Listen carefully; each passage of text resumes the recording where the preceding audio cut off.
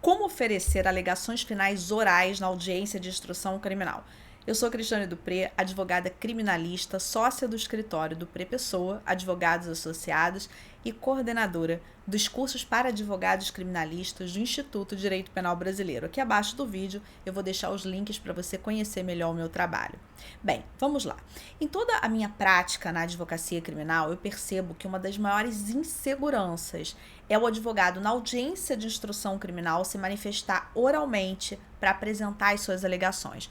Muitas vezes isso acaba sendo feito por escrito e, inclusive, muitos advogados torcem para que o juiz ele converta essas alegações finais orais em memoriais. Então, o que são os memoriais? Memoriais são aquelas alegações finais que seriam oferecidas na audiência de instrução criminal, mas que o juiz entende que há uma complexidade do caso e acaba estabelecendo prazo para que o advogado ele possa oferecer as suas alegações finais por escrito. De qualquer forma, eu sempre digo que é muito interessante que o advogado ele vá para a audiência de instrução criminal preparado de forma escrita. Não porque ele vai entregar isso ao juiz de forma alguma, até porque se o juiz converter em alegações finais por memoriais, o advogado terá o prazo para fazer isso, mas para que ele possa se organizar e não esquecer de nada que tenha que ser alegado naquele momento. Porque é diferente do momento em que um advogado oferece uma resposta à acusação, por exemplo, em que as teses são muito limitadas, porque no início do processo, o que o advogado ele pode conseguir excepcionalmente é uma espécie de julgamento antecipado da lide no processo penal e tentar a absolvição sumária do seu cliente. Mas já ao final, numa audiência de instrução criminal, o advogado ele precisa alegar tudo, todas as teses de defesa. Por isso que é tão importante, quando alguém precisa de um advogado criminalista, estar amparado por um advogado que realmente seja especializado, um advogado que tenha muita experiência, que saiba exatamente aquilo que está fazendo, que conheça o direito penal, o processo penal, porque existem muitas particularidades. Na audiência de instrução criminal é o momento em que o advogado criminalista não pode esquecer de nada. Entenda, por mais que ele queira a absolvição do seu cliente, que tem todas aquelas situações previstas no 386 do Código de Processo Penal, ele não pode esquecer daquelas teses subsidiárias, ou seja, se ele não conseguir a absolvição, que é aquilo que ele mais quer, que é aquilo que o cliente dele mais quer, o que ele pode conseguir de forma subsidiária? Ele pode conseguir a melhor pena, a menor pena, de repente, uma substituição de uma pena privativa de liberdade por uma pena restritiva de direitos, ao invés de ficar preso, ele vai, por exemplo, prestar um serviço comunitário ou ter uma prestação pecuniária.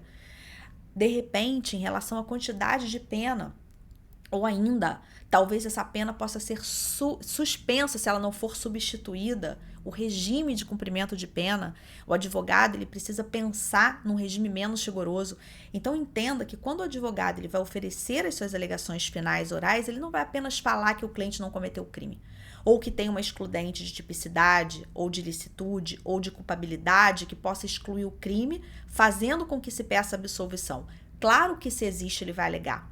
E ele vai levar isso tudo por escrito para que ele possa se organizar e não esquecer de nenhuma alegação.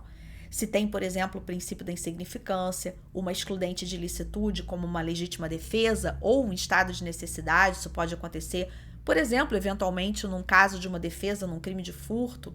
Às vezes, uma causa que extingue a punibilidade, o que também leva à absolvição do cliente. Uma prescrição.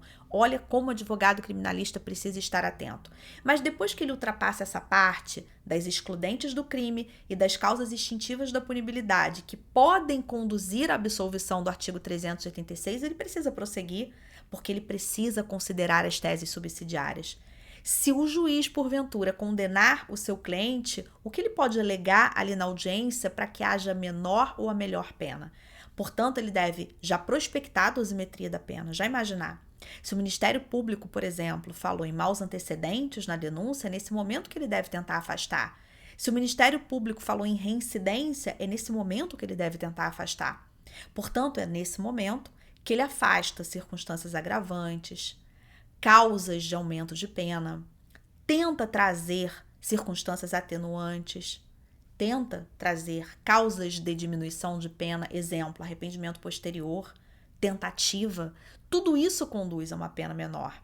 Ele passa ainda pelo artigo 44 do Código Penal para verificar se é caso de requerer a substituição de uma pena privativa de liberdade por uma pena restritiva de direitos. Ele passa ainda pelo artigo 77, o chamado sursi. Não é o sursi processual, é o sursi, suspensão condicional da execução da pena, artigo 77.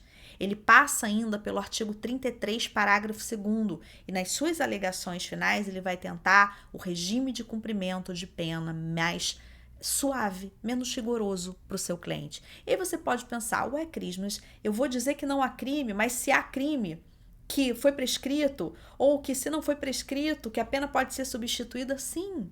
Por quê? Porque são todas as teses de defesa que devem estar presentes nas alegações finais.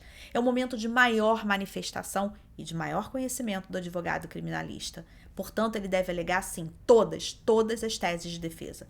Causas excludentes do crime, causas extintivas da punibilidade, dosimetria da pena, circunstâncias judiciais, circunstâncias agravantes e atenuantes, causas de aumento e causas de diminuição, regime de cumprimento de pena, substituição da pena, suspensão da pena. E pode ainda ser que ele tenha nulidades a serem alegadas. E essas nulidades, elas são alegadas em preliminar. Portanto, as alegações finais, elas vão se dividir em preliminar e mérito. Questões que sejam processuais ou situações que sejam ligadas a nulidades, elas serão alegadas como preliminar nas alegações finais. Seja de forma oral, seja em memoriais, que é quando o juiz faz o quê? Converte aquelas alegações finais orais em por escrito.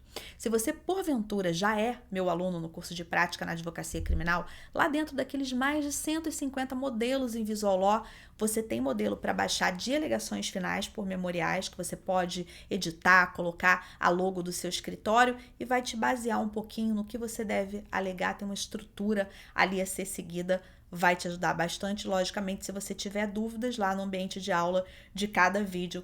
Você pode enviar sua dúvida. Se você ainda não é aluno, você pode clicar aqui abaixo no link. E se você quer conhecer melhor o meu escritório, vai ser um prazer ter você lá no site, conhecendo, lendo um pouquinho mais sobre o meu trabalho. Eu sou advogada criminalista já há muitos anos, sou autora também de 13 obras jurídicas, livros de direito penal, livros de processo penal, enfim, sou uma apaixonada pelo assunto. É um prazer ter você por aqui. Se você está chegando pela primeira vez no canal, se inscreve, tem vídeos diários e tem aulas ao vivo todas as terças-feiras. Eu espero encontrar você na próxima. Até lá!